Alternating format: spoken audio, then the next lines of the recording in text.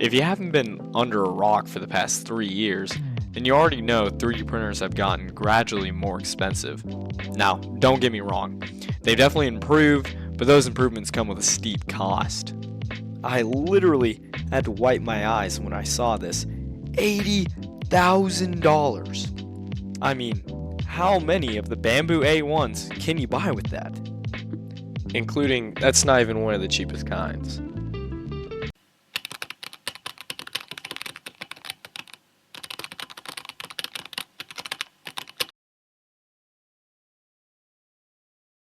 Oh.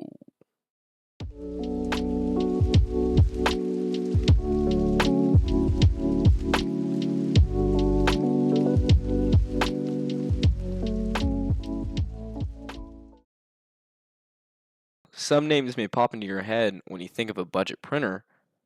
Bro, not you.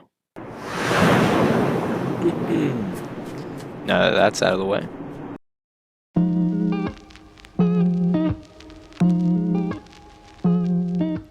We're starting with the classic, the Creality Ender 3. This thing is basically the Honda Civic of 3D printers. Affordable, reliable, and endlessly moddable. If you like tinkering, upgrading, customizing, and squeezing performance out of a budget machine, Ender 3 is your playground. But because of problems with the nozzle and bugs with the system, it'll be sitting at a comfortable 3rd place.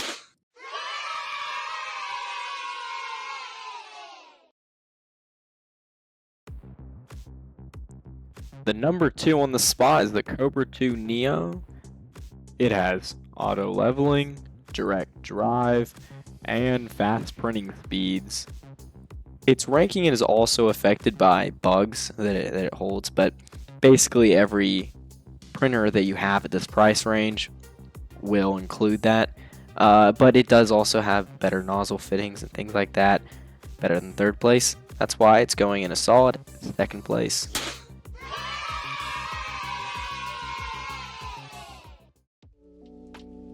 So, while I was editing this, I did realize my voice sounded a little bit off. I was partially sick while filming the video. Just keep that in mind. I understand that my mic quality isn't that good, but hopefully with YouTube, I will be able to get a brand new mic. Back to the video. I also want to make a statement thanking the sponsor of this video, My Wallet. Please subscribe. I want to be able to eat. I'll even put up that sketchy subscribe button.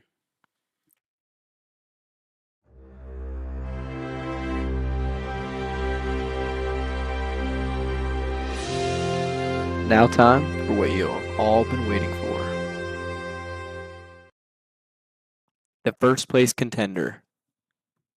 The Bamboo A1. Yep, get some claps.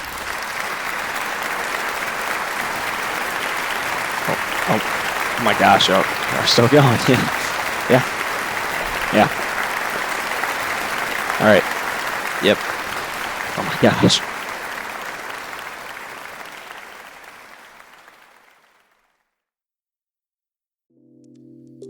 The Bamboo A1 printer.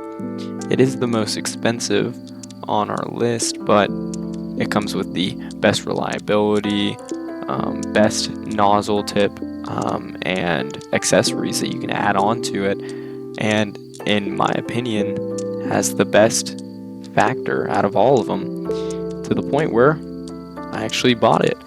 This is the only printer I own today, and really it's the only beginner printer that I would recommend to any other person.